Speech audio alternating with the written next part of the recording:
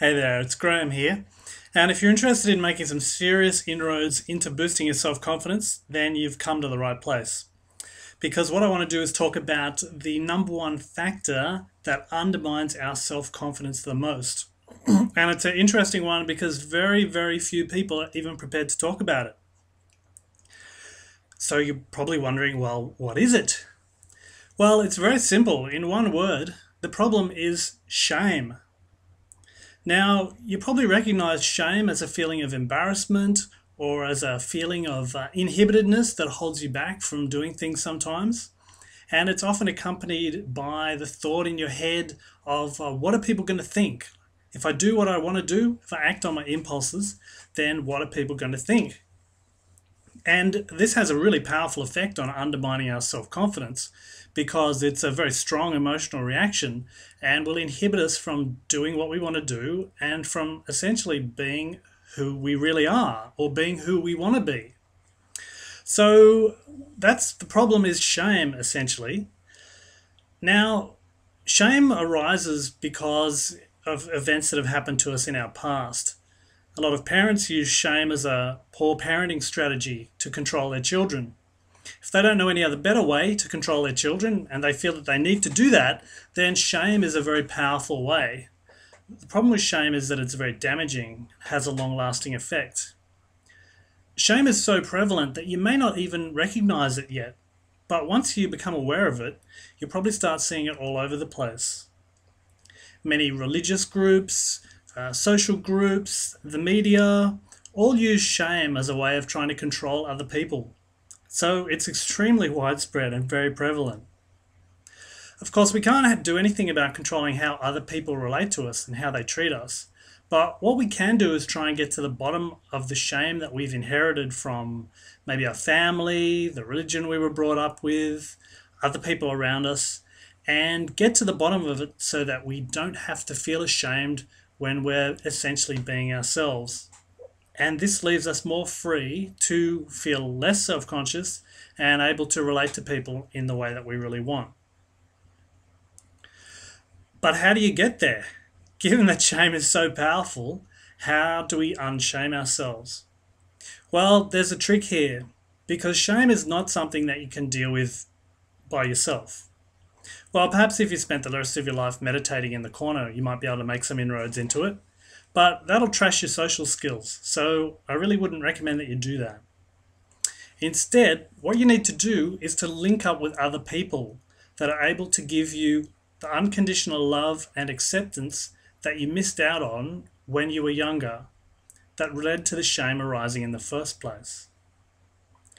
See, what will have happened to all of us at some point in the past was we acted in accordance with our own integrity, our own beliefs, and in accordance with our impulses and who we are, and other people around who we were reliant on for love, affection, or just plain acceptance withdrew their love, affection, or acceptance when we acted in the way that was natural for us. So we learned to become ashamed of ourselves. Some religions even teach that we're fundamentally flawed and that we need saving, that there's something actually wrong with us. And shame reflects this feeling at a very deep level. So what you need to do is find yourself a group of people who are willing to offer you unconditional love and acceptance. This is why groups like 12-step groups or other social therapy groups are extremely powerful. As long as everyone in the group is prepared to abide by the rule of offering acceptance and validation to someone when they're expressing how they feel and what's important to them, then this can be very de-shaming.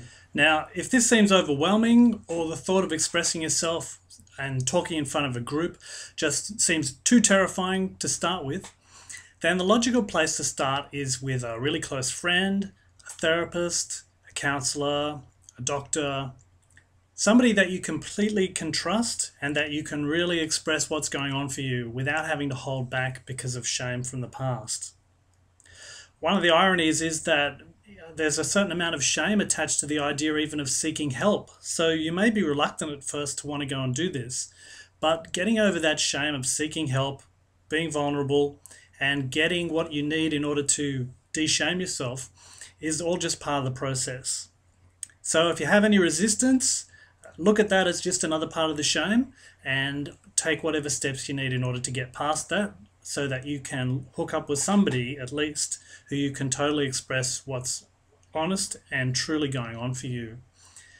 Do this over time and you'll find that the level of shame that you feel reduces, and you'll find that you're more free to be able to relate to other people the way that you want, be able to relax, and be able to really feel like you're being yourself around people instead of worrying, oh, what are they thinking, feeling self-conscious and feeling essentially ashamed of who you are. One of the interesting things to remember is that at the bottom of all this, there's really nothing wrong with you. You're perfect just the way you are. You're fine just the way you are. It's simply that we've had experiences that have taught us that we're not acceptable in some way, or that we need to hold back in order to get the love and acceptance that we really crave.